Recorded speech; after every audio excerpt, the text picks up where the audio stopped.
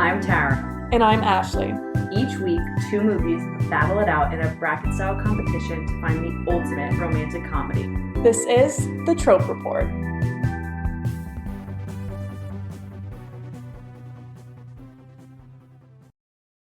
Hey guys. Welcome back. So I know we said this week was going to be 16 candles and 27 dresses, but our special guest for that episode was busy getting married. Congrats, Claire. So instead, this week we're debating Map of Tiny Perfect Things and She's the Man. Map of Tiny Perfect Things is a number 6 seed with 76%. And She's the Man is an 11 seed with 43%. I don't know how we're going to keep this to like under 2 hours. I feel like there's so much to say on both of these movies. I totally agree. And I love both of them. I know I say this every week. I say I love these movies, but it's true. I just love them. This week we've discussed how hard it's going to be. Like in the past, we knew this was going to be really hard. I'm going to be honest with you. I went into this saying this was going to be really, really hard. I love both of these movies. What are you about to say? But when it came down to the numbers, listen, I don't know what you're going to say. So my initial ratings that I threw out there in my notes. Okay. I don't know, Ash. I don't know if this is going to be as even as I thought it was going to be. At least in my...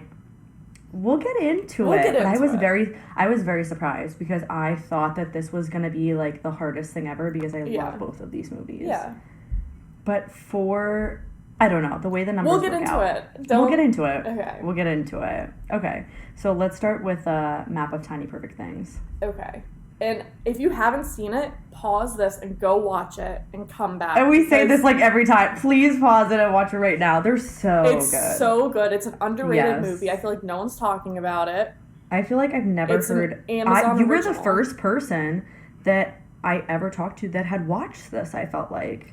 Yeah. I feel like one of us told each other to watch it or something in the office, and it's just so good.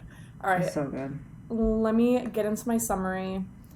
So Mark, played by Kyle Allen, is trapped in a time loop and uses his many repeated days to help others in their life. As he's pursuing a girl that he believes could help him break the loop, like Groundhog Day, he encounters Margaret, played by Catherine Newton, who is also stuck in the time loop. Together, they go on a quest to discover all the perfect moments during the day in their town. It's just the cutest thing. It's the cutest movie ever, guys. If you want like a feel-good, wholesome movie, this is it. Cute. Let's just start. Kyle Allen as Mark. I'm in love with him. Wait, what else is he in? Is he in something else? He's in other because I didn't recognize him from anything else, but he is perfect for this role. He is adorable. Apparently there's a quarterback also named Kyle Allen. Let me specify. Not who we're looking for. The In-Between. Oh, Rosalind. That was a good movie. I didn't see that. Master of the Universe, Space Oddity. He's been in just things here and He's there. In those quirky little, it sounds like spacey movies. He was in West Side Story. Oh. The new one with Ansel Elgort. Mm. But I thought he was really good in this. 100%. Yeah. He was... So Kyle is just... Dare I say better than her? I don't know. I just, like, you fall in love with him. They're both great. He is just the classic, like, nice guy. Yes. The opening scene is, like, the great Groundhog Day style intro where he's going about life and he knows exactly what's going to happen and when it's going to happen. Well, yeah, at first you're coming into the movie and if you don't know anything, you don't know that he's repeating every day. Mm-hmm. Yeah, but he somehow knows everything that's about to happen. He catches the mug before it falls. He knows the toast comes out of the toaster. Crossword. Yes, he knows when the sprinkler turns on. Like, it's just so smooth. He's going about his life just, like, and the fact that he takes the time to, like, help everyone else, even though he's stuck in this day over and over again. He gives this girl directions, like... It's very aesthetically pleasing. He grabs, like, these tongs at the beginning of the day, and you're like, why does he have these tongs? And then later, it's because this woman that, like, walks by him has, like, her dress caught in her bag, so it's all pulled up, and he pulls it down. He wins the lottery. Everyone's going crazy. It's such a fun intro. He moves, like, a hole on the golf course, so the guy gets a hole-in-one. Oh, yeah, Like, it's just such a fun, like, Groundhog Day-style intro, and you instantly fall in love with him. Oh, completely. So there's this girl that he gives directions to at the beginning, and he clearly has like a little crush on her. And I don't know if I've seen Groundhog Day, but I guess in the end, like the guy kisses his boss, and that's how that's how he stops the time loop. So I he's think so. Yeah. He's kind I of saw this a while his ago. friend, and he's like, And I gotta love get this girl.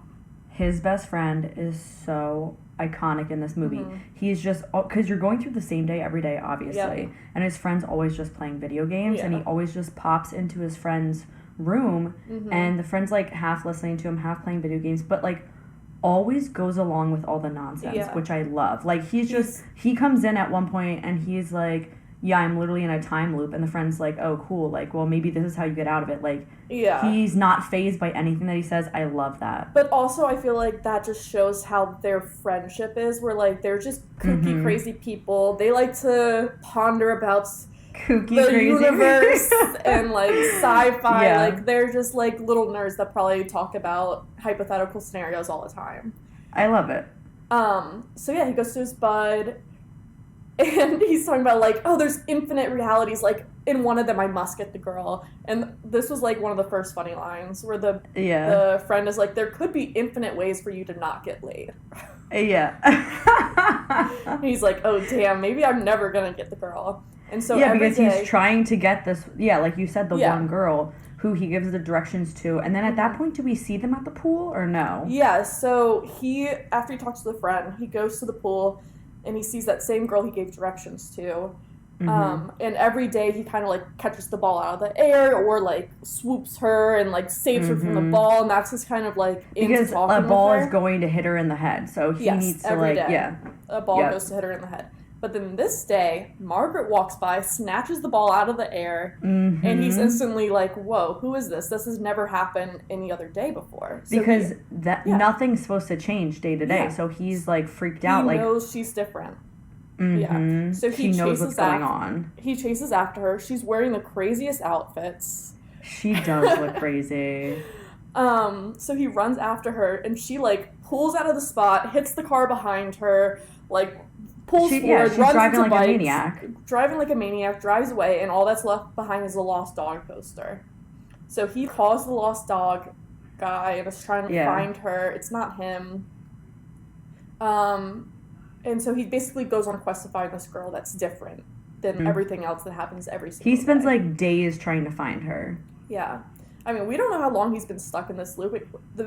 The movie kind of picks up in the middle of it. Supposedly, like, thousands of days, though. Because he memorized everything that goes on throughout the day on, like, every corner of that freaking town. So he's in that for a while. Yeah.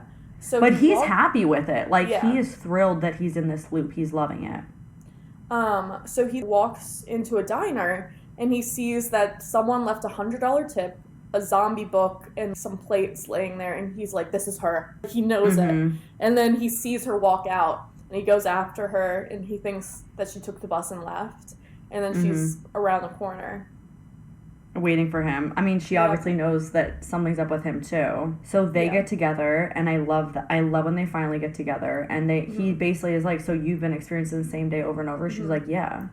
She's super unfazed by it. She's kind of like a dark horse. She can't be tame. She's like chaotic.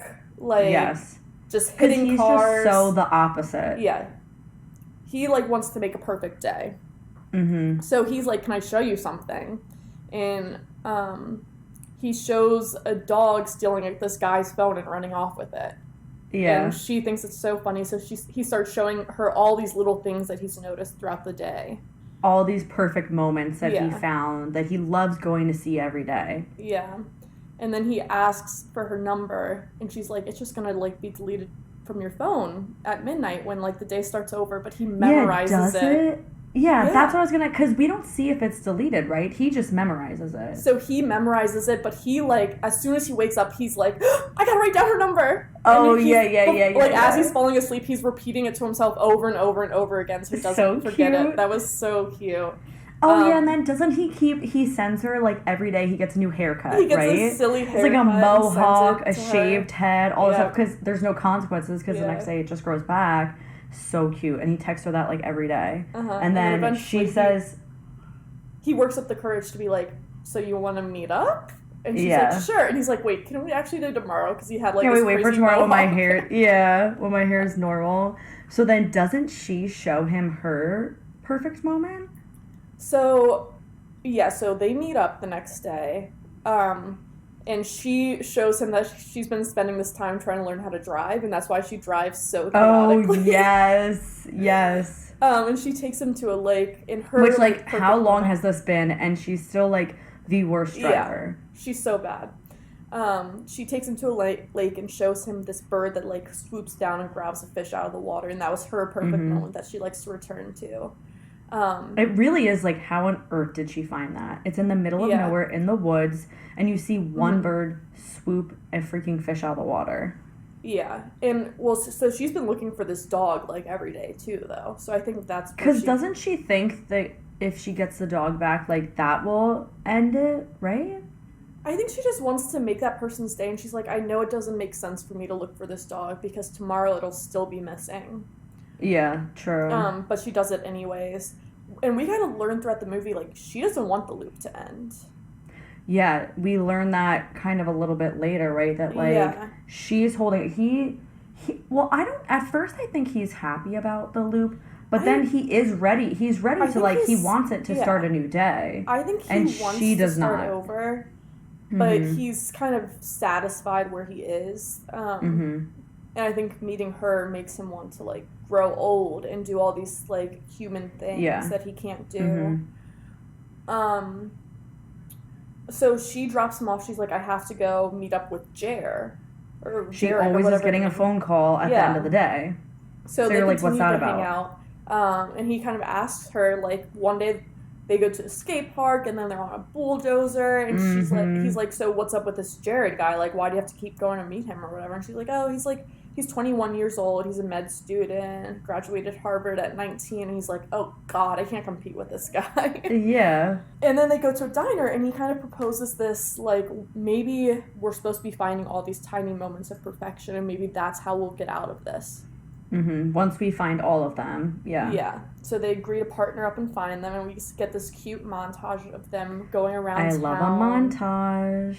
Yep, they're going around town and looking at, like, cute things. Like, there's a guy on a bus bench, and, like, the wings come up from a truck to perfectly match to look like he has wings. Which the whole time I was just thinking, it's like, how could they possibly go around and find all these perfect things? Like, that would overwhelm me so much. How are you covering all this ground to be able to find all these moments? It seems impossible to me, but I guess they have infinite amount of time. I don't know. Yeah, I mean, I think he did at one point mention, like, it's been thousands of days. Like, they've spent years living the same day over and over again. That's nuts. I cannot imagine, like, I know. That, even when I watched Groundhog Day, like, I actually walked away terrified from that movie because I will say, I normally don't like movies that have this premise because it freaks me out so much.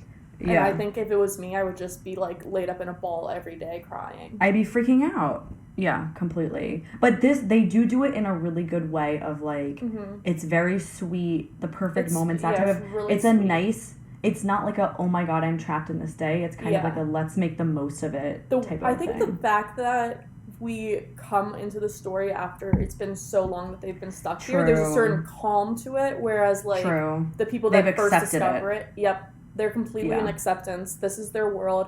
They make comments like, everyone else is in a dream and we're the only ones awake. Well, that's what I was gonna say. Like, they make the comment of, it's just us, everyone else is asleep. Like, that semi-terrifies me, but they do go about this, like I said, in a nice way. But still, like, when you hear what they're saying, I'm kind of like, oh my God, like, can you imagine, like, everyone else around you just basically dead sleep? They are doing, like, they're in their trance, and you're the only one that has free will. Over and over again. Yeah. That's basically what they've said. It's crazy. And then they start talking, she explains the 4D cube, right? The fourth she dimension.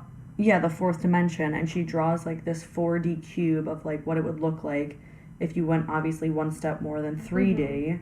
And she spent forever trying to see this in the real world before she was in this time loop, and she could never find this 4D cube anywhere. It, like, doesn't exist, I guess, or something. So the whole idea of the 4D, fourth dimension comes up. Mm-hmm. And then... So also during this montage, we see that she starts to dress nicer and nicer, and kind of, I'm like, oh, she kind of is finding purpose again in her life. Yeah. Mm-hmm. And also... With him, totally. Yeah. She's also, like, a real, like, nerd. She's super smart. She's, like, a straight A, like, probably gonna go to an Ivy. She's really into science. So I thought it was cool that at the very beginning when he's hitting on the other girl, he, like, says the fact about how, like, the sun is 400 times bigger than the moon, but also 400 times further, which makes it, like, look the same distance. And I was like, oh, they're perfect for each other. They're perfect She's obsessed with space. They are perfect for... Oh, yeah. Then we find out about how she wants to be an astronaut. Yeah. Which don't even... Are we at that scene yet? Because don't even get me started about how cute that scene was of what he does for her. That must be later in the movie, isn't it? This, like, comes up right after, so, He, like, realizes right away that, like, he likes her. Yeah, so he goes to his best friend, and he's like, what do I do? The best friend's like, why have I never heard of this girl before? But he's like, you have to do something to show her that you get her. You understand her, because that's what's going to set you apart from this Jared guy, you know? Yeah. So, He does. I don't know how he has enough time to do this.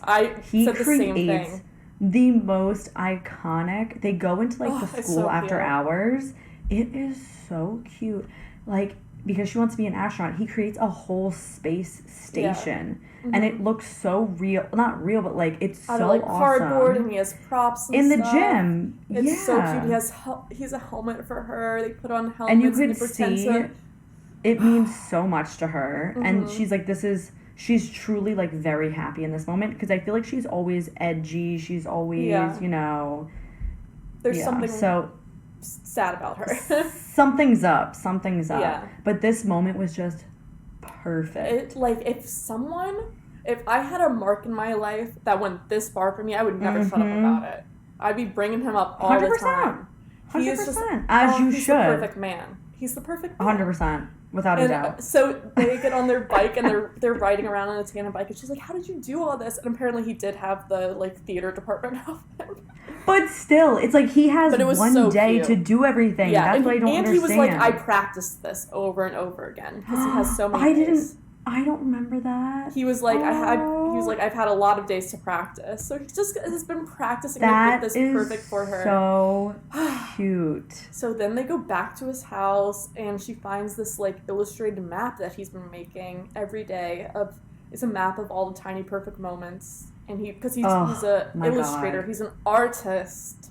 Mm-hmm. And it's just the cutest map. And he tries to... And again, it's like, how do you have time for that every day? It's so intricately drawn, like every street in the town, and he marks every point and at what time all these things are happening throughout the day, these perfect moments. Yeah. He tries to kiss her, and she says that, like, this is all we have. Like, me and you, that's all we have, and we should stay friends. After that, she doesn't want to complicate it, which is fair enough because they totally only have each other. For the rest of their life, as far as they know. Potentially, yeah. Yeah. Which is, in eternity, is the rest of their life, because they're not aging. So scary. Oh, terrifying. So he starts to spiral a little bit after this, and he starts to, like, kind of change up his normal schedule. So he, like, he talks to his dad about how he really wants to go to art school, and he talks to his sister and finds out that his dad lost his job and can't afford art school, and that's why they want him to, like, really take school seriously. Yeah. And he has, like, a really sweet moment with his sister where he kind of starts to understand her better. I love, like, a side character that's, like, almost, like, all-knowing. Like, you get this in these movies where they just drop, like, such great wisdom. Like, the sister, you see her for, like, 5 full minutes of film time, but when she's on, it's just, like, she explains, like, you know, what's up with the family dynamic. The dad actually got... fired. He didn't quit. Yeah. Like, that's why you shouldn't be mad at him. Don't be so hard of him. And mom wants to yell at him, but, like, obviously she can't because that's too mean. And it's like, what's going on? And, like, clearly he hasn't realized any of these things going on around him. Yeah. And he kind of looks in on himself like, oh my God, why have I not been? And, like, this little sister knows all this. It's so sweet. She's, like, basically showing him, like, he's been living this day over and over again. but he hasn't really been paying attention to what's important, and that's his family. And he's been just thinking about himself. He's been living it for himself, really, and like, you know, he gets the lottery ticket for himself to win. He does these things for himself, trying to get the girl for himself, but he's not looking at anyone else around him. Yeah. That's when he goes to his math teacher, or a math teacher. Is he even in math class? I don't know. And he's like, I need to start figuring out, like, these theories. Like, what is up with what's happening right now? I think that's when he really, though, starts to think, like, how do we get past this? Because he's trying to figure out how does he get out of this loop. So this is when, like, him and Margaret have a moment, too. So they're back to being just friends. They have a scene where they're walking through town. They're both in sync with everything again. And Mark, like, turns to her and he's like, I want to grow up. I want to live life outside of these, like, 16 hours. Yeah. And Margaret's like, I like not aging. I feel like I'm free from things like climate change and cancer and aging. And, like, she tells him, like, she's content being where they are. And then she snaps at him and is like, is this because I won't kiss you? Is that why you want to get out so bad? So that was kind of an intense moment. Come on, Margaret. Yeah. Okay, so I guess that happens, and then he goes to his teacher, and he's trying to... Because then they end up on a plane. So, he goes to her, and he's like, if we cross the international date line, it'll automatically be the next day, and we might be able to break this. And they're like, we're going to save the world. Like, everyone's in this time loop but us. Like, we're going to save the world. And while they're on the plane, she's like, I can't do this. And she bails. I was so annoyed. I was like... You understand why in a few moments, but it's just like, oh, how could you leave him on the plane? Of course, the plane doesn't work. No. The plane doesn't work. He gets snapped right back to the next day. But he goes back to, like, his old self where he's doing good deeds, and this time it's like he's playing instruments with his sister, and, like, he let someone else at the diner to win. Yeah. He's kind of asking his dad about the book, and he's becoming even more selfless. And he joins the skate rats. He's joining in on the perfect moments, which I noticed was a big change. Like, he goes to hang out with the skaters, which was one of the perfect moments. The couple where I think she wins at cards and she's celebrating. Oh, yeah, he was dancing with... he was dancing with the old couple. He starts joining in and living in these perfect moments. But when he goes to join the skate rats, he breaks his arm and goes to the hospital. And that's where he sees Margaret pass by. That's where she goes every day. So sad. Her mom's dying. So sad. Her mom has cancer and she's dying. And that's why she doesn't want to escape the time loop. She wants to go and see her mom every day at the end of the day before she passes away so she can say bye. But how hard is that? I totally get where she's coming from. I know. But that is so hard to put yourself through that every day, to go and say bye to your mom because she's dying every day. Oh my God. Yeah, it's so sad. It's so sad. Well, it's also such a beautiful moment when Mark's talking to the friend and he's like, this whole time I thought it was my story that I was living, but it's not. Yes. It's Margaret's story. And then it flashes back to where she wakes up every day, which is like, she's a mess, crying, waking up every morning. Just so depressed. And it's like, oh, poor thing. I loved that, though. I loved when he said that. Oh my God. And then you see that he runs out and he hugs his mom in the morning finally. I know. Because his mom every morning he wakes up and she's going to work. So he basically never gets to see his mom every morning. Yeah, she works late. But then he runs out and, like, hugs her. That made me tear up. Oh, I cried at that. Really, like, emotional. That's what I'm saying. When you come down to numbers, you're so right. It might be difficult because I love this movie, but. Oh, and then when he also says to his friend, he says something like, when I met her, I found the fourth dimension. Like, there's so much more to life. Wait, let me pull up that quote. I'm sure I have it. Oh, my God. Oh, I found it. I found the quote. She told me the story about how when she was little, I really wrote the whole paragraph. About how she was little, she was always looking for the fourth dimension. Kind of cheesy, but when I met her, I felt like I found it. There's just more to everything that I'd ever seen before, and there's more to me too, and there's always has been, but I never realized it till I met Margaret. Oh my God. This guy is too good. He's too good. Are you kidding me? Oh, but anyway, so after he confronts, like, Margaret about, like I see where you go every day. I know that your mom's dying. Yeah. And that's really hard. So she finds the dog that she's been looking for forever. Finally, and she takes it as a sign. So she goes to Mark's best friend's house and helps him beat his game. Apparently she's amazing at video games. Yeah, she's good at everything. And this map is revealed, and she, like, at the end of the game, and she kind of thinks that she has it figured out. Like, she has to find the map. So she's trying to figure out the pattern and the perfect events. And she makes, like, a map. She uses the map of the town and, like, ties strings to, like, represent time. How cool was this, though? To wrap up, like, to have everything come together to this moment where she has Mark's map of all the streets, of all the time-stamped perfect moments.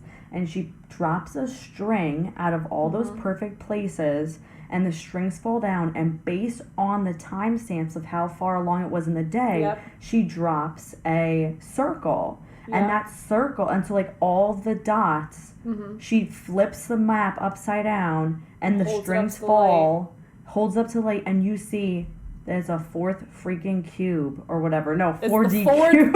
Yes, the 4D cube in the shadow, which apparently the third, like, the dimension we're living in is only the shadow of the fourth dimension. Oh, so we're seeing, like, I loved it. It's so mind-blowing. Cool. It's so cool. And she Sorry to everyone that we just ruined that too, but...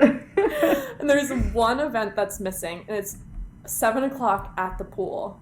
Yeah. So she's like, she goes to her mom's bedside, because she's like, it's time that I say goodbye to my mom. She's saying goodbye for the real time. Oh, I know. Because she's like, I'm about to go complete this, like, fourth dimension, and it's going to break the time loop. She's so sure of it.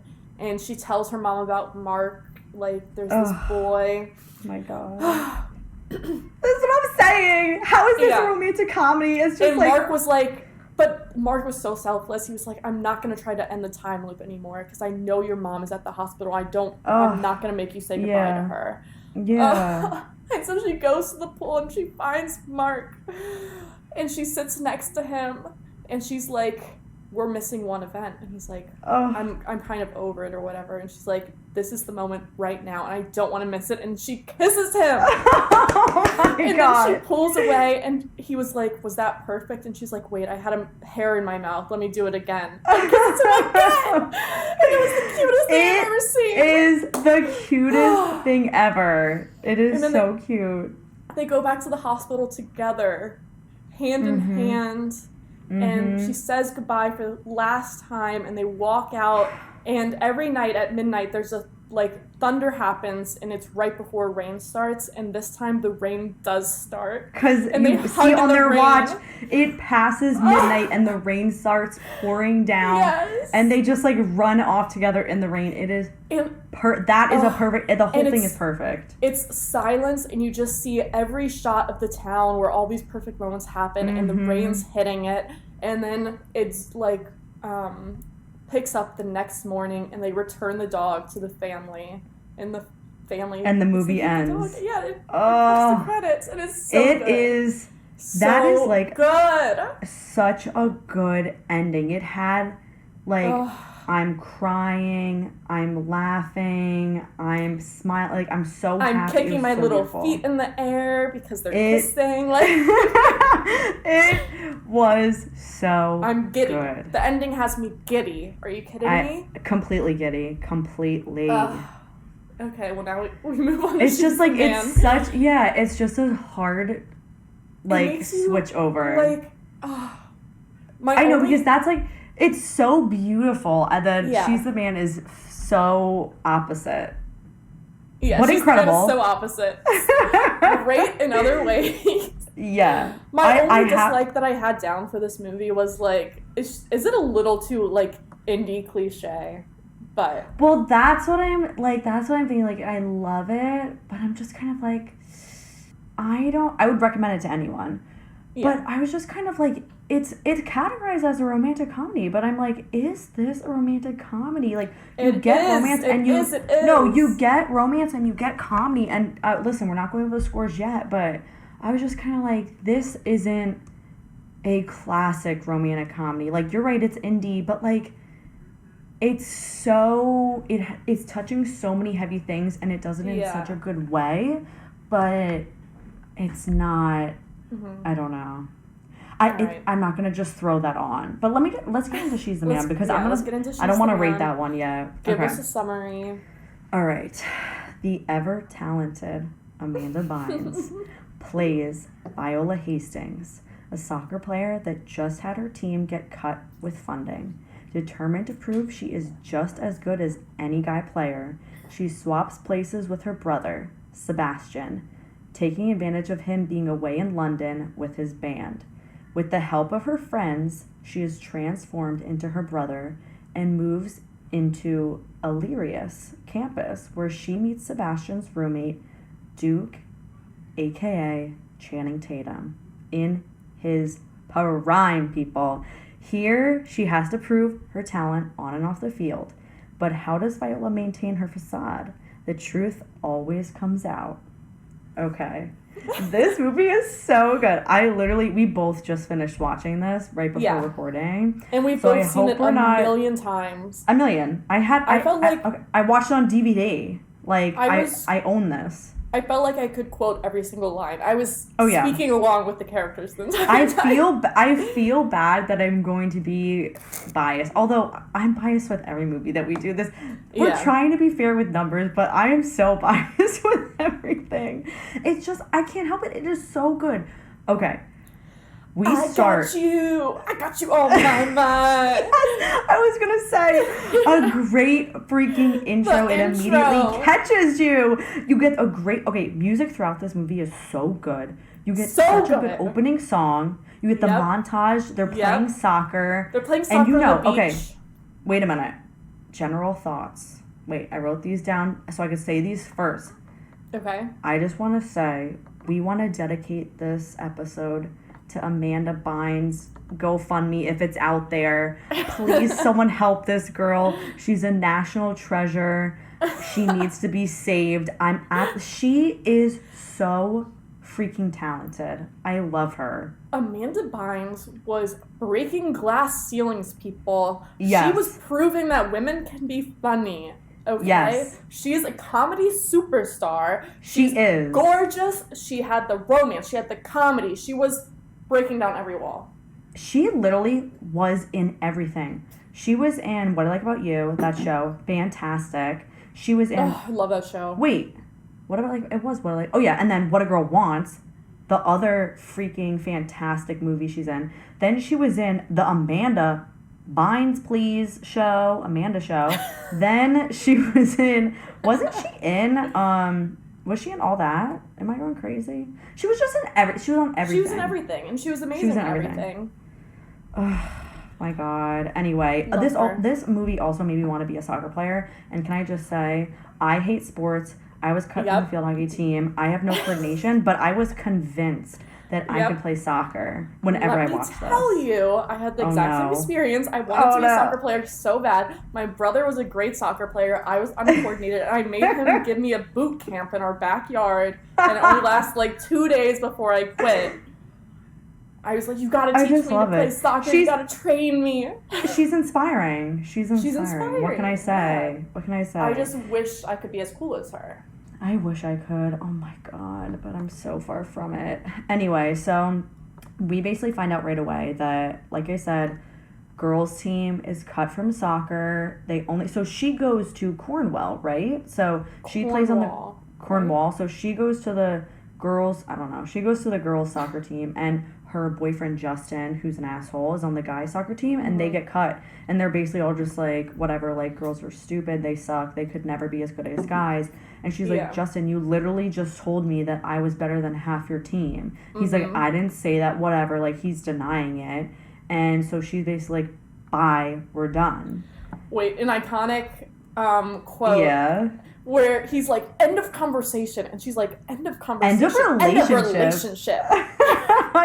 There's so many iconic lines like that. There's so many. Because I have this on repeat. We had it in the car. We put it in on DVD. I'd watch it constantly when we're driving places. Yep. Anyway, so then we see that she goes home and her mom... Another iconic line.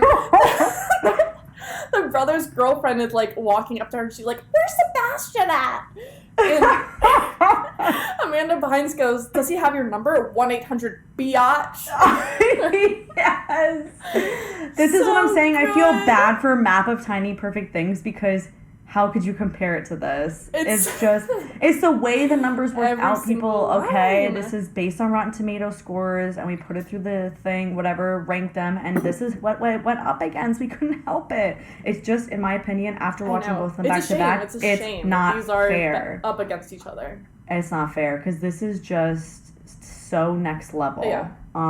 So anyway, she goes home, and her mom is like a psycho freak. I love her. She is in the she's in the Deb ball. And so she's like, I wrote Amanda in all my notes, but Viola, she's like, you have to wear all these dresses. I got you all these giant, like, disgusting poofy dresses. You're going to be in the Deb ball this year. And she's disgusted. She's like, absolutely not.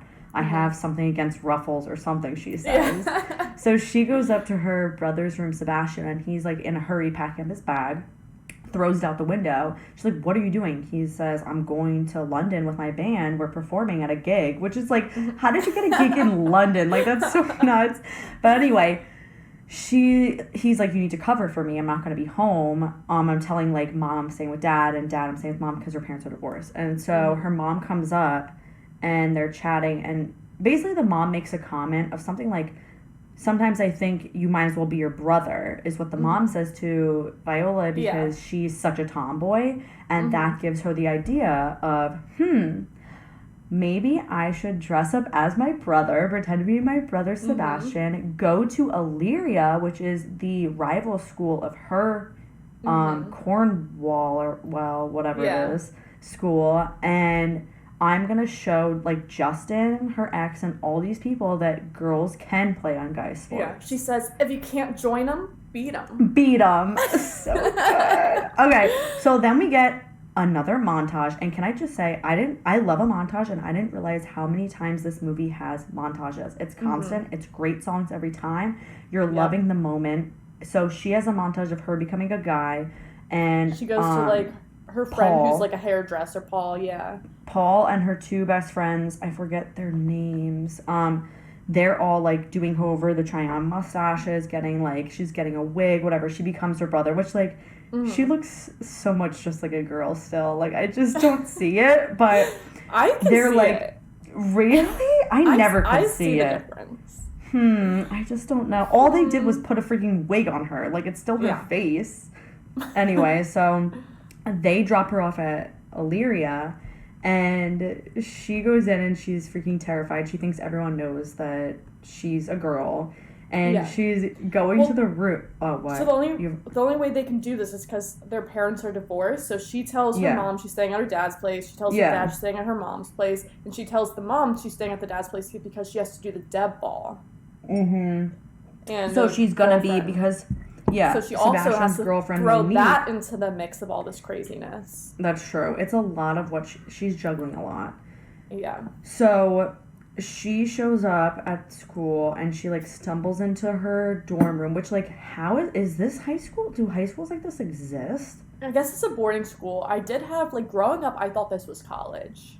I thought it was college too, and then I think I realized, like, this time or the last time I watched it, it's freaking high school. It's high school. It's like a boarding school. I also always associated boarding schools as, like, I thought they were, like, in England and, like... I was going to say, I thought they were only in, like, Switzerland. I didn't know we Yeah, but I guess this is what a normal boarding school would look like. I guess. So she gets to her dorm room. It looks like a college campus. Yeah, she gets to her dorm room. And we get introduced to Duke Corsino. Yes, Duke, a.k.a. Channing Tatum, which I just want to say, could we have a moment of silence for how beautiful he is in this movie? Please, Channing silence. Tatum in his prime. He is so gorgeous. I mean, you know what? I can't even say that he's gorgeous now, too. But I just feel like growing up watching this, I was like, this is ideal. This is the Channing Tatum I like. Him now. Really? No, I'm fine without him now. I am on board now. In this movie, he's like so flustered around girls, and he's like, he's so hot but so like awkward, and I think that just makes him so perfect. Like, he plays it so perfectly. It's unfair how good Channing Tatum is in this movie. Okay, I will 100% give you that. But I will also state on the record that I love him then, I love him now, and I will love him when we are a million years old. He is so cute. I think he's he's God. Perfect. So we basically, like, she's a mess. She starts unpacking her stuff, and the other two guys are in there. And this is when we have the tampon scene, which I feel like is iconic. Tampon scene. Yeah.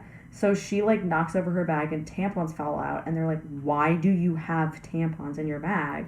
And she explains that they're perfect for nosebleeds. And I just, like, her delivery with everything had me laughing every 5 seconds. Like, the way she speaks in this movie is so funny. It absorbs right up.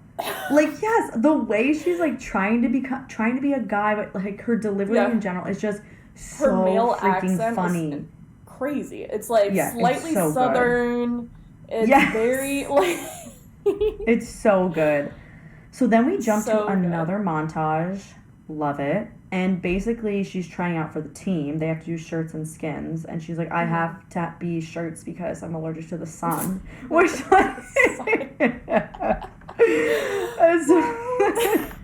so basically, at the end of this montage, though, the coach says she's on second string. She isn't good enough.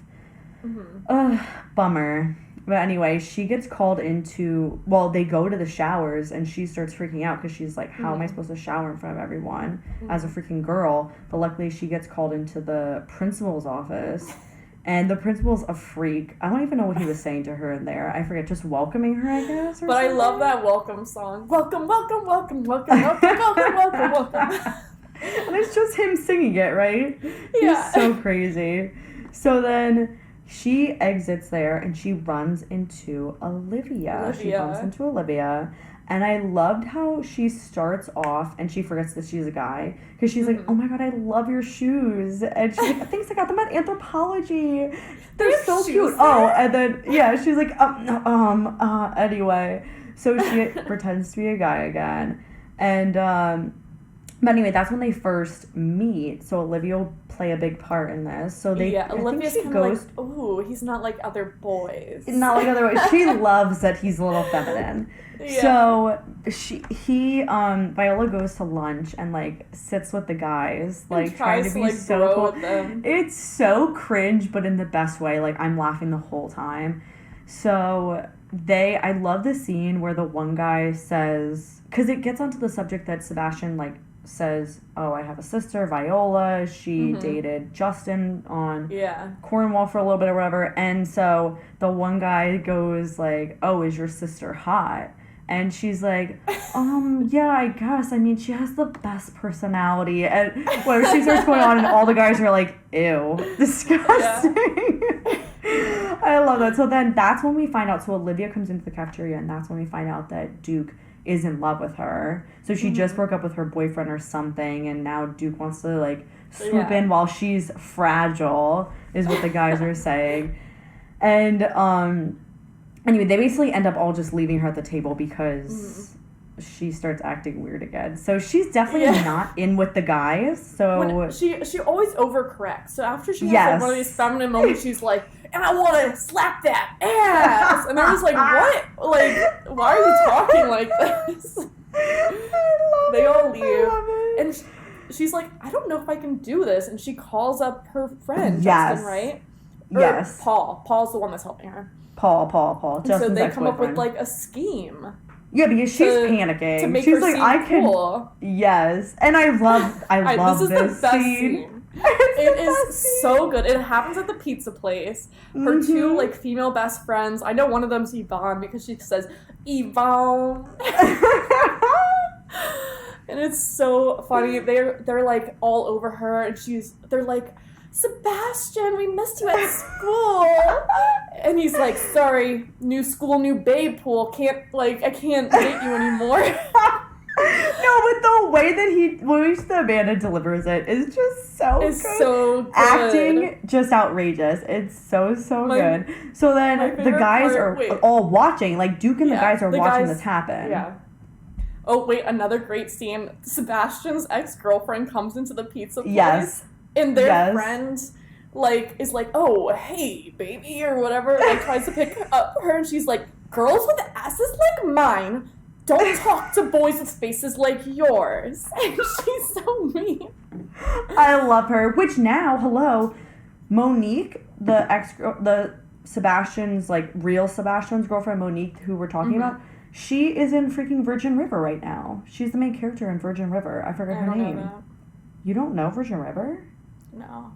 Oh my, you would totally like it. Anyway, so she goes now. This is another one, like just one of the other girls. This is a problem because Monique doesn't know that Sebastian's in London and like Viola's pretending to be Sebastian. Yeah, she thinks Viola is Sebastian, so Viola's like covering her face with pizza boxes. Yeah, like it's such trying to hide from her, and she's another iconic line. When my eyes are closed, I see you for what you truly are, which is ugly. So many iconic lines. Is it just us that think this? I feel like everyone has to think this. It's just the best movie. So anyway, the guys think... Right. Yeah, we're always right. We should be running the world. Anyway, the guys think that Sebastian... Amanda or whatever is so incredible now because they're like, clearly this guy has it going on. Man. We need to rethink everything. We need him on our side. Yeah. So they go to lab the next day, and Sebastian gets assigned lab partners with Olivia, who Duke is obsessed with. So Duke's like, are you kidding me? You have to. I'll teach you how to play soccer, like to get first string if you get me on a date with Olivia. Yeah. So of course Viola's like, yes, of course. We have another montage playing, and they're playing soccer. Duke's teaching Viola how to play, whatever. They always are doing cool backflips. It's just incredible. They look so cool. Yeah. So then we see that the dean... No, I say dean because I literally thought this was college. The principal I thought it was the dean, too. Yeah. The headmaster, that's what he is. Headmaster. Sees... Viola playing with her wig that she's like obviously has for Sebastian. So that's when he starts to get suspicious. Like, oh no, that's when he thinks that he's balding. Yes, that you're balding. But that one weird kid is suspicious about Sebastian. Yeah. Yeah, and is out to get Sebastian because he thinks something's going on. Yeah, and he tells the dean he's also in love with Olivia. And he's like, the headmaster is like, he's just a red-blooded boy like any of us. And Viola's walking by and she's like, I'll choose my own dress. And heels are just a male invention to make your butt look smaller. And it makes it harder for women to run away. Which, like, is that true? I didn't know that was a thing. I always thought it was the opposite. I thought it made your butt I always thought it was make it look bigger. Yeah. Or, like, make your legs look good. Yeah, or I think it makes your calves look good for sure. Yeah. The headmaster is like, have you ever tried to run in heels? Malcolm? Like, he's trying to cover for him. I love it. So basically, Viola's trying to convince Olivia to go out on a date with Duke, but Olivia wants nothing to do with Duke because she's like, he's stupid, and she's clearly falling in love with Sebastian. She finds the real Sebastian song lyrics, and she reads one line, and she's like, this is beautiful. Who wrote this? I love it. Anyway, so basically Duke doesn't know how to talk to Olivia. He's freaking out. I do love that he's panicking about talking to a girl. And so basically so nervous. This is one of the most iconic scenes is when Viola's like, well, let me practice with you. Like, I'll pretend to be a girl and you can try and talk to me. And he was like, I don't know, what do we even talk about? And she was like, I don't know, anything. Like, you could ask me, like, do you like cheese? And then, of course, the iconic line, my favorite, Scooter. But then a freaking Malcolm's tarantula comes in, and they start screaming, they're freaking out, they're grabbing each other, they're hugging each other. And then they basically almost kiss in that moment. But it's Sebastian and Duke. And so then he freaks out. He's like, never do that again to me. Yeah, and never do that voice again. Yeah, the phone rings. And then we find out they have to go to the carnival tomorrow because it's the mom calling saying you have to work the carnival. And she freaks out. Love the carnival. She's freaking out because Viola herself is supposed to be there working the kissing booth. Sebastian's supposed to be there helping with cotton candy. Duke is going to be there and all the soccer guys because Duke has to help out with something. The mom's going to be there. The dad, Duke's mom is involved, yeah. Yeah, everyone's going to be there. So they go to the carnival. I love everything about the carnival. Everything about the carnival is perfection. I was like, kissing booth who? Like, yes. That movie is nothing compared. Like, I completely. This kissing booth was even more iconic. Yes, without a doubt. And the whole point of the kissing booth movie is the kissing booth. And this blew it out of the water with one scene. Yep. Totally. So Viola's ex-boyfriend is there trying to get back with Viola. Sebastian's ex-girlfriend Monique is there trying to get back with Sebastian. And I love when he's like, just give me 5 seconds or something like that. And she like counts off on her fingers and then slaps him when she gets to 5. That's so good. So good. It's so good. So and basically Viola gets to the kissing booth and Duke has been waiting in this long line to get to kiss Olivia because Olivia's working it. Yeah. And Viola basically comes in and is like, oh, I'll take over for you. She just happens to be there. And Duke's next. And Duke's like, oh, come on. She's like, excuse me? He's like, no, I mean, you're not bad. I mean, I guess you're okay. The little kid behind them is so funny. The little kid's like, you don't have to flirt with her first. You're paying for it, genius. Like, he's so mad at how long you're taking. It's so good. So they have the iconic moment where they kiss, yeah. But then he's like, okay, I guess that's it. She's like, no, you get a little bit more. You get a little bit and more. And they kiss again. And then Viola's boyfriend walks up and he's like, what do you think you're doing kissing? That's my girlfriend. And she's like, ex-girlfriend. And then Duke's like, oh, you're Sebastian's sister? That's what he realizes. Wow. And then they get into a fist fight. And Channing Tatum says the most iconic line where he's like, he's all flustered around girls, but as soon as Justin comes up, he's all macho man. He's like, what are you gonna do? Drown me in your tears? And he says it's so cool. I was like, if Channing Tatum said that to me, I'd be so scared. Oh yeah. So intimidating. I love him. They get into a fist fight, and Viola's trying to break it up. It's so good. So basically, they go back to their room, and Duke admits to Sebastian that he kissed his sister, which is obviously he's just admitting to Viola that he kissed her. Yeah. And she's so swooning over him. I love this scene. She's like, if you want to kiss her, just kiss her, man.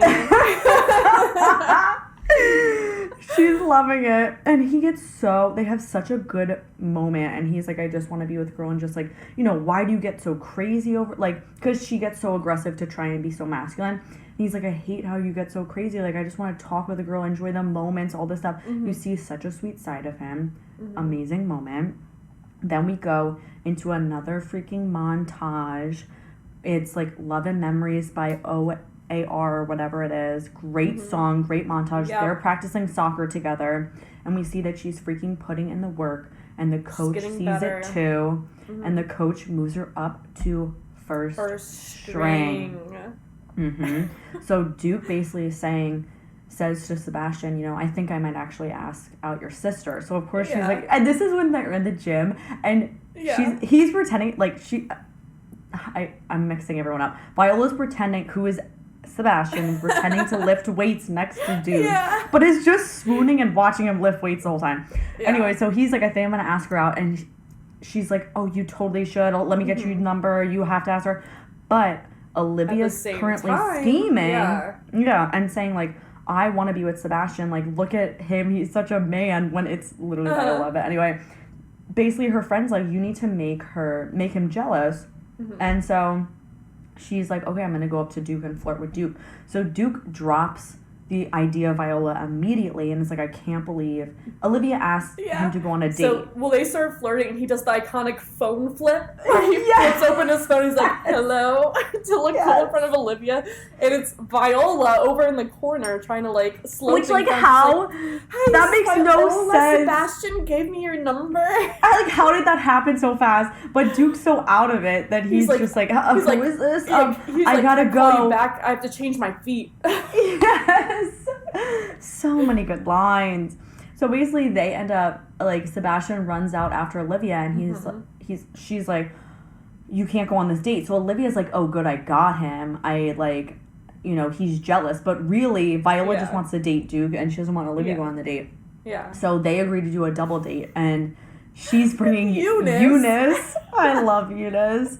And so, of course, they go on this date, and it's horrible. Like, they're not talking. They're all uncomfortable. No one's matched well. Olivia's just trying to get with Sebastian. Sebastian's wants to trying to get to Duke. Yeah. Eunice is just there. Toby is one of Duke's friends, and he's had a crush on Eunice this entire time. And he's in the corner of the pizza place, and he's like, man, when I had a crush on Eunice, everyone said I was crazy, but now that it's Sebastian, oh, she's so now cool. It's cool, yeah. He's like, screw you guys, I hate high school.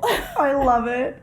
So basically, we see Sebastian is coming home. Like, he's at the airport, and we see him call Monique. Sebastian is coming home early from London. Yes. The real Sebastian. The real Sebastian is coming back, and he calls Monique, and he's like, you know, we really have to talk. I'm coming back from London. So now Monique knows that Sebastian is not who Sebastian is at the campus. So anyway, Olivia, Monique, and Viola all go to Deb practice, which is so good, too. So her busting in is iconic. Everyone's so proper. She's furious about the date with Olivia. She busts in. She's watching Olivia. She's like eating. Somehow she gets chicken wings. Chicken wings. Yeah. Like chewing so hard, so angrily. And then Olivia goes. What? Chew like you have a secret. Eat like you have a secret. Yeah. So then Olivia goes to the bathroom, and Viola follows her because she's wants to like beat her up or get to the bottom of this.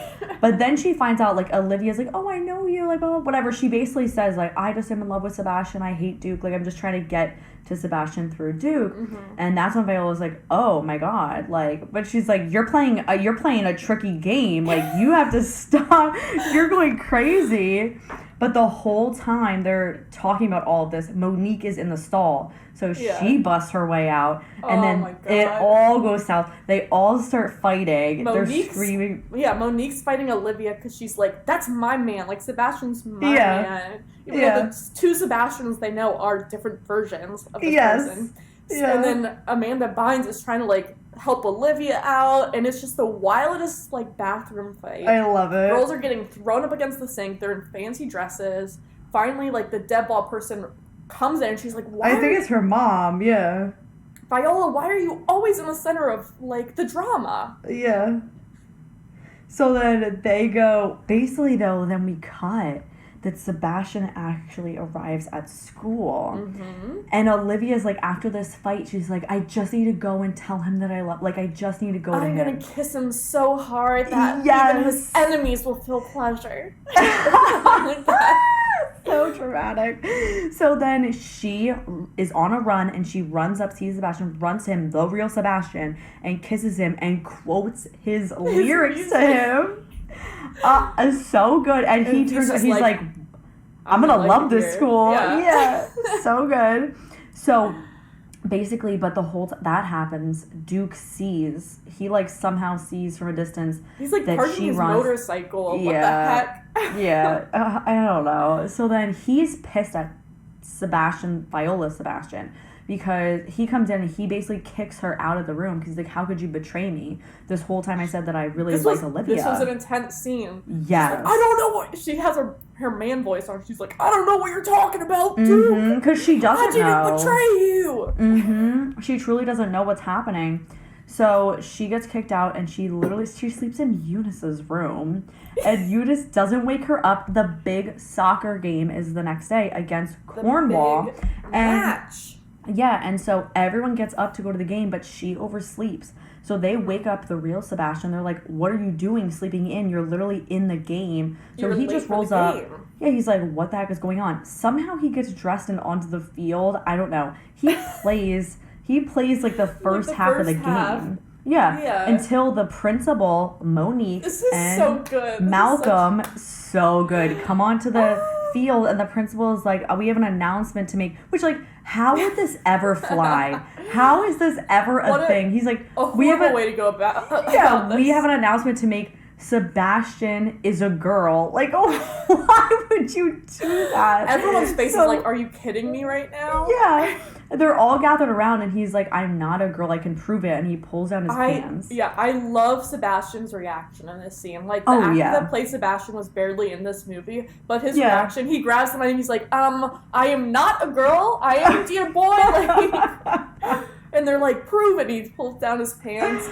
And then my favorite is the best friend goes, good work, Paul! As if, like, Paul gave her a fake penis. Yes. And then it's, like, pans over to the dad, too, and the dad's like, that's my boy.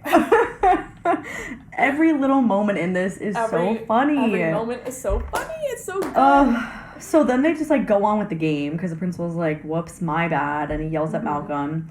But then at halftime, Viola pulls him aside, and she's like, explains everything quickly to him and says, like, switch with me, I need to freaking go in this game, like, this is my game, this is a game she's been working towards the whole movie, that she needs to prove Justin and the guys and the other coach that she can beat them. Apparently this has only been 2 weeks, they mentioned, and I was wait, like, really?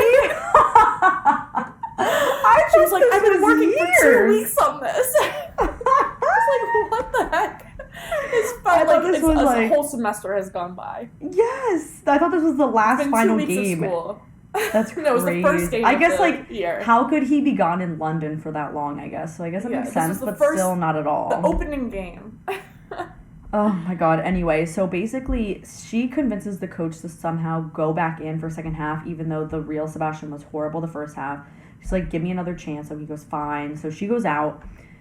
And she's playing, but, like, tensions are very high because Duke is still very much mad at her. Yeah, he won't pass her the ball. Yeah, and so everyone starts getting frustrated because he lets a goal go by because he won't pass to Viola. And so they start, basically, there's a big fight that breaks out. Like, everyone's fighting because then also Justin's fighting. Like, the armadillo and the bird are fighting with the mascot. Like, everyone's fighting. And somehow Olivia freaking comes out onto the field. I'm like, bitch, why are you coming out onto the field? Sebastian, are you okay? Yeah. And like, Duke's like, you're still gonna tell me nothing happened between you guys? And then Viola has to explain everything. She's like, and nothing's going on between us. I'm in love with you, Duke. And he's like, whoa, that's a little weird. And she's like, I'm Viola. And he's like, you're not Viola. I kissed Viola. And she's like, I am. She takes off her sideburns and her wig. And he's like, just because you look like a girl doesn't mean you are. And of course, then that's what she flashes everyone. Oh my god. The mom's like, I feel like this has more nudity than the normal soccer game. It's so good. It's so good. I mean, so guys, then you have... This is the most exciting movie ever. This is the most exciting movie ever. But then we have, like, Channing comes in with that, like, iconic, he's like, the coach always says to us, some people have greatness, whatever he's saying about some greatness. Some are born great, some achieve great, and some have greatness thrust upon them. So let's go out in that game and let's be great, or something like that. It's so dramatic. It's so good. So then they all come back onto the field. They're wait. But also, the douchey coach from Cornwall's like, you can't have a girl on your team. It says it in the manual. Oh, yes. And their what manual? Like, what manual? And he rips it up. He's like, and he's poking the guy in the chest, and he's like, at this school, we don't discriminate based on gender. It's so good. It's so good. It's just so freaking good. Like I'm saying, it's not fair. Like I'm on a high this entire movie. This entire movie is a climax. It really is. The entire climax. It's so good. Anyway, so we get back out on the field. They're playing, and of course, Viola has to take the penalty kick. And what does she do? Comes down to this one kick. One kick, of course. She has the final goal. So basically, she kicks it, but Justin blocks it. It bounces, it bounces or something. It bounces, hits Duke. Duke headbutts it, and she does the coolest backflip kick and scores the goal. She's so iconic. Mm-hmm. And they win the game. She did it. She proved. And her ex-boyfriend cries. Mm-hmm. She's just as good as any guy out there. Yep. She so proved good. herself. So then, but Sebastian's not back on campus. The facade is done. So she has to go back to her normal life. And so you kind of see, like, between Duke and Viola, it's not, like, 100% still. Mm-hmm. But then she sends him a wheel of Gouda and asks him to the that's expensive. A wheel of cheese is expensive. I was thinking that, too. But it's a giant wheel of cheese. They clearly have money, though. They do. They're going to a deb ball. Boarding school. Yeah. So then she invites him to the deb ball, and she doesn't know. She's like, I don't think he's going to show up at the deb ball. I love that her and Olivia are friends. They're BFFs. After this. They're BFFs. They're getting ready for the deb ball together. They have little inside jokes. Paul offers to escort her since they don't think love Paul. Duke's coming. And she goes on a walk by the pond. The pond or something? Yeah. And she thinks Duke's there, but it's like the maintenance guy. Yeah, the maintenance but then he guy. appears in a freaking tux, looking as good as ever. And basically he escorts her to the deb ball. And of course they have to be so dragged. Everyone else is announced. So Monique and Justin go, and everyone's like, boo, we hate you. And then, which also it's like Sebastian, the real Sebastian, then just starts dating Olivia so naturally. Like, Olivia, that wasn't who you fell in love with Viola. With his lyrics, Tara. His lyrics is what made her fall in love. I guess. She fell in love with his heart. They go together. And then, of course, Duke and Viola come out, and they start, like, making out on stage and then walk forward. Just so good, though. It's so good. Maybe make out again. They're, like, pointing to everyone, like, we wouldn't be here without you guys. And what do they end it with? All American Rejects Move Along. I was gonna say. Iconic. Yes. Iconic. Great song choice to end the movie. Oh, and during the big game, Dirty Little Secret played. Yes. Oh my God. It's like, how do you top this? Let's just get into the scoring, because I feel bad, honestly. I feel bad with this. Let's get into it. All right. So let's do the trope category first. So honestly, I didn't feel like either were super, super tropey. I was gonna say, okay, let me look through my notes. So for Map of Tiny Perfect Things, Groundhog Day is a cliche. Like, it's something that's done. That's true. So I have that down. Yeah. Opposites attract, because she's very chaotic. Okay. He's very, like, I felt, just a nice guy, and she's a little bit edgier. And I have that, like, the big final moment is rain scene. Okay, that's true. I did not have that. But I agree. Rain is so iconic in this movie, so that's fair enough. I also wrote, like, there's a little bit of a meet cute, kind of, like when he finally gets the ball and she intercepts. Totally gets a meet cute. Okay, so I'm kind of leaning towards this being like a 6 or a 7. Yeah, She's the Man. I did struggle to find some tropes. The only one I have completely agree. I just have shenanigans ? Because there's just so many shenanigans going on in the movie. But like, is that true? I had that they had literally like 15 montage scenes, and I can't count each of them individually as like part of gaining points, but like there was so many. I guess a montage, yeah. But like other than that, like there's not really. There wasn't even really a grand gesture. No, there was nothing. It was just. Yeah. I'm gonna have to say that it's lower. Was really low on trope. Yeah, I think so. I might go 7 for Tiny Perfect and 5 for, She's the Man. Is that crazy to say? I mean, do we go even lower for She's the Man? I can't think of a single trope other than the montages. Yeah. Oh my God. What do you want to put then? A 4.5. I guess I'm okay with that. Wow, okay. I mean, we know it's gonna really thrive in some of the other... Yeah, that's true. Okay. Okay, what's the next one? Quality?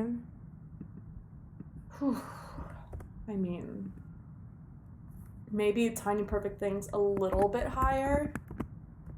Like a point higher. Do you think, though? Like, I don't know if she... Quality? It's just I mean, Map of Tiny Perfect Things we could dissect for hours.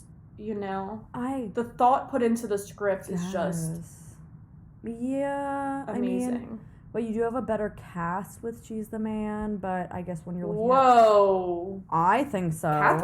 Catherine Newton is a fantastic actress. Maybe she's not... Okay. It's Amanda freaking Bynes. I know, but just because their names aren't, like, well-known... I mean, they're both great actors, I feel like you're all of a sudden pulling out this just because we like this movie. No, I think Tiny Perfect Things is better quality. Are you kidding me? I don't... She's the Man is silly, goofy quality.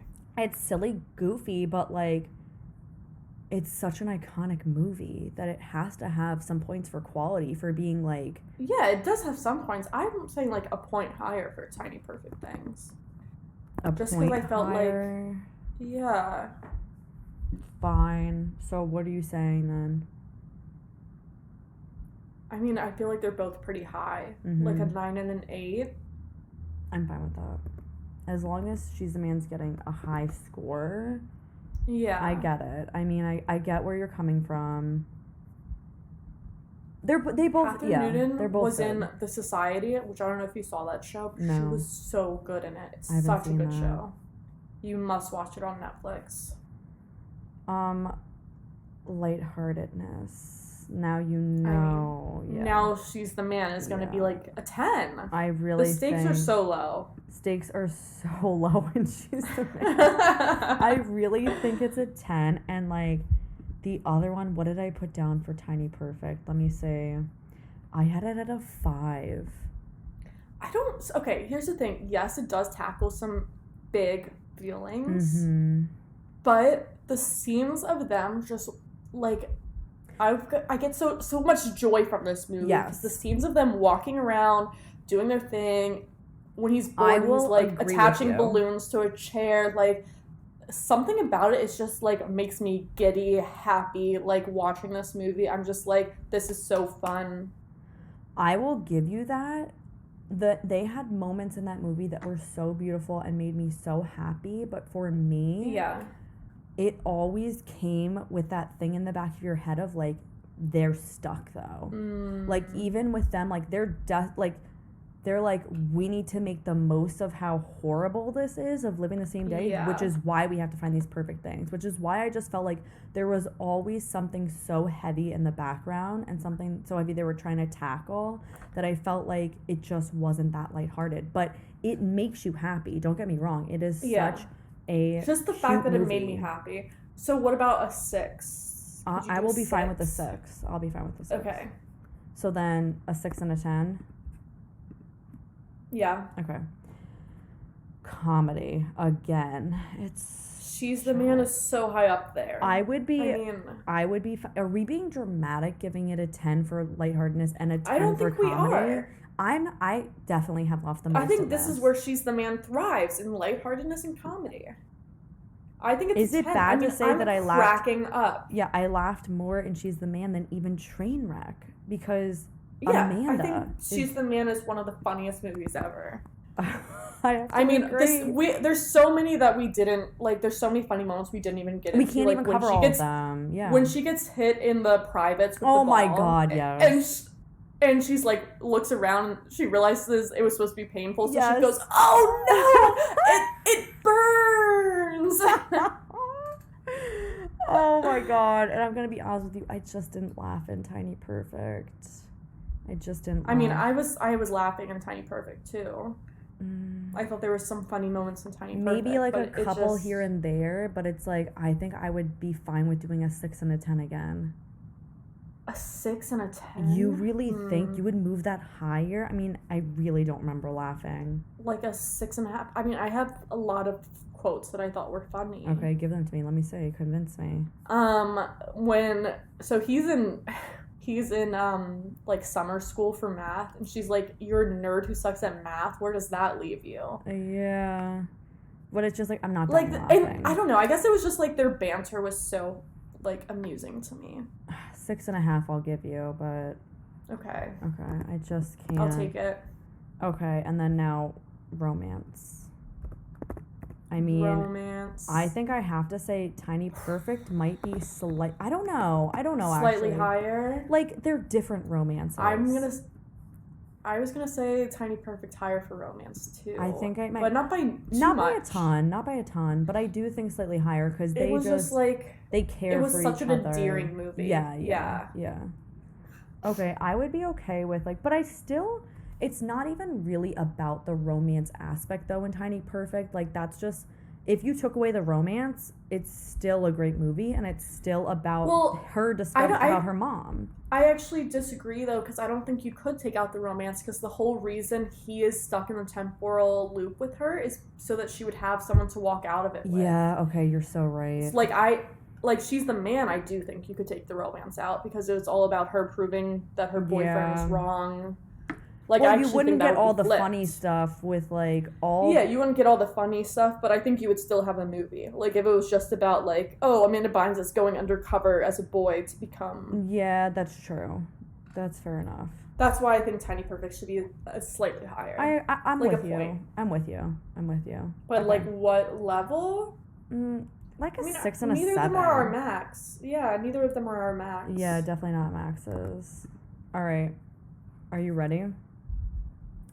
Tiny Perfect is coming in at 35.5, and She's the Man is 38.5. It's moving forward. I mean, we knew.